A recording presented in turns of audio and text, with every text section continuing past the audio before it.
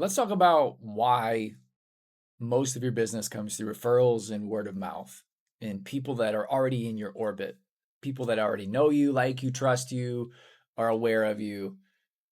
And connected to that is the world of speaking. Like maybe you've given some talks, some keynotes, and then people have brought you in as a result of that. But what you're not getting is people that don't know who you are, that are outside of your orbit or on the periphery of your orbit, actually booking calls with you and serious about working with you.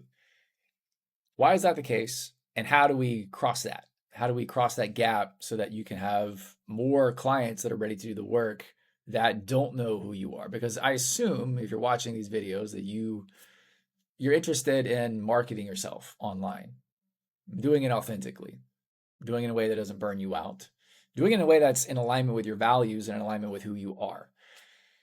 Why is that the case though?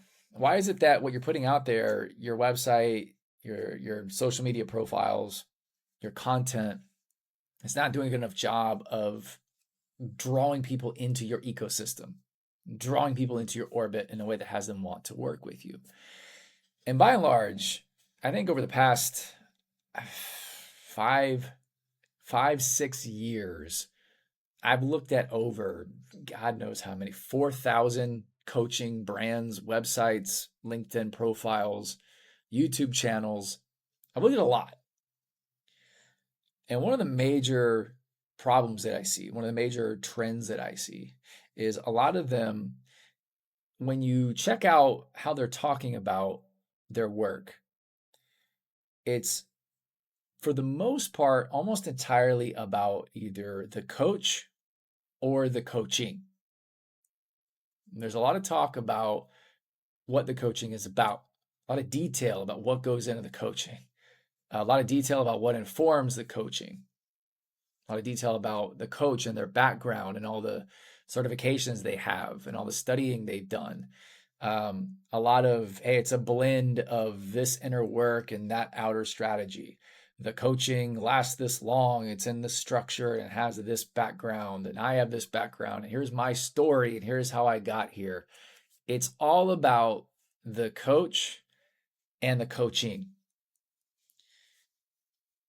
If you are potentially interested in working with someone and it's a referral, this is perfectly fine. Because if you do land on the website or social media, you're not going to have as many questions. You're going to trust the person that's referring you most of the time. And you might just want a general idea of, all right, well, what is this person about? What is the coaching about? That's fine. A message like that accomplishes that. If, on the other hand, you don't know who this person is, really, maybe you've been paying a little bit of attention to their content. Maybe in passing curiosity, click on their website. And that website is entirely about them and how their coaching works. You immediately lose interest. And that's exactly what's happening to your potential clients. They immediately lose interest. Why? Because the bridge has not been built all the way over to them. They do not feel seen. They do not feel heard. They don't feel like what you're talking about is even relevant to them. It leaves a lot to the imagination. It challenges them. It forces them to fill in the blanks for themselves to deem if what you're offering is worth their time. And most people inherently will reject that immediately, and you lose the opportunity to work with them. The bridge is incomplete. How do you build the bridge? How do you take it from I'm interested in potentially working with you, tell me a little bit more about the coaching and how it works, all the way to really where it needs to start? Where does a message need to start? Main thing it needs to start with is a problem. It needs to start with a challenge that you're addressing, a specific challenge that real human beings actually have.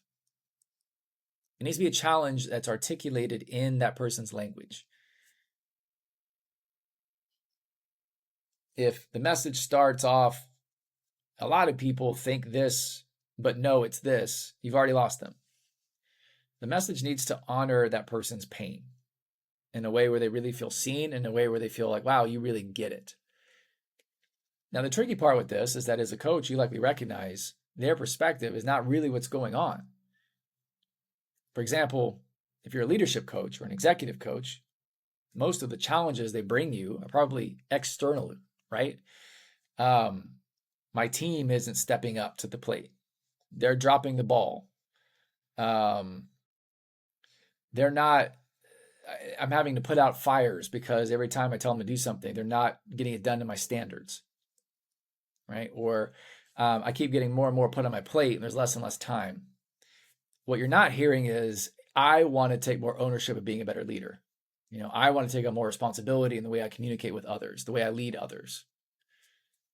You're hearing maybe a little bit of that, but by and large, the way they articulate the problem is not going to be the same way you as a coach know what the reality is. Start with the way they are telling you the problem. Go back to your last 20, 30 clients that have hired you. Go back through your notes and look at the exact way they have said this is what's going on and mirror that in your message. Make the first part of your message just show that you don't have to do a lot of this. You just want the language to be accurate. It's not a guess. It's not an assumption. It's based on the last 20, 30 people. Or if you're a brand new coach, this is one of the biggest things that I would suggest, and we'll talk about this more, is go out and actually talk to 20 or 30 people that represent your ideal client and hear from them what their relationship with the problem is. But use something in the real world to meet them in their shoes. Critically important. Because if you don't do this, you miss them immediately. That's the first thing. The next thing, and this is where we'll end the video, is then not just talking to your ideal client in wide open terms. In marketing, traditional like copywriting is aware of this, and they'll teach you, hey, like pick a niche. You've heard that before, right? Like, what's your niche? And to a degree, that is important because you don't want your message just going out to every human being with a pulse. That doesn't have a person feel seen. So if you're using language like I help people, I help my clients, that doesn't communicate, hey, you're talking to me. So we need a specific context. We need challenges in a specific context. It needs to be clear that, hey, this actually applies to me and not just everyone alive. But you don't have to get super niche down either. You don't have to start talking to like left-handed taxidermists in Albuquerque, New Mexico. You don't have to take it that far.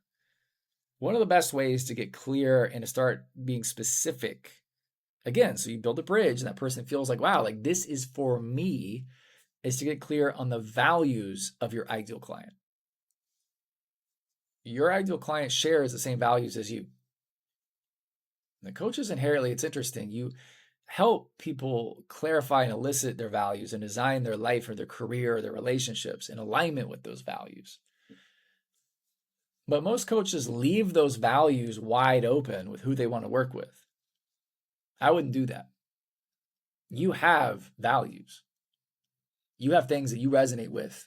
You have things that repel you. Your message needs to reflect that. If it doesn't, it means that you're walking into a bar and saying, hey, anyone with a pulse, anyone want to date me? Anyone interested in a drink? If you're alive and you have a pulse, let's talk. Think about how that lowers not just your value and your perceived value.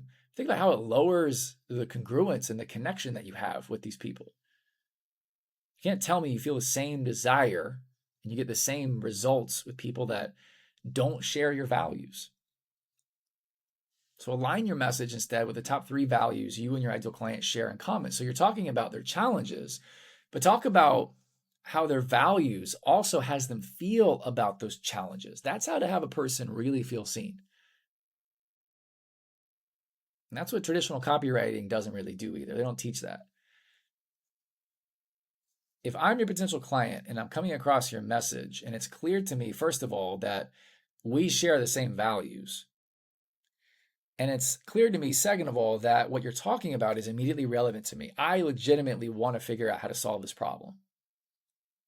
And then third, you take it even a step further and you show me that not only do you understand those problems, but you understand how I feel about having those problems given my values. For example, if I'm the kind of person that cares about deep connection as a leader, and let's say you're an executive coach, you're a leadership coach, I care about deep connections. It's one of my core values. I love that you talk about that. I resonate with it. And yet, one of my pain points is there's always a tight demand to make sure that we deliver results and hit the budget. And I want to include and honor everyone's perspective in my group, but I'm running out of time. And there's moments where I frankly just have to give the group lip service and say, sure, yeah, we'll look at that. But I don't have the bandwidth to really take that in as a potential innovation. And yet I feel like I'm betraying my team. I'm betraying the connection with my team. You put that into your message, I feel seen by you and understood on a level no one else is communicating to you to. No one else. But you see how this starts to build a bridge over into your ideal client's reality, into their paradigm? So to wrap this whole video up, instead of having your message just talk about you and your coaching, that should be about 20% of your message. Not 90, not 100. It should be 20% of your message at most. 80% of your message should be the journey your ideal client is going on.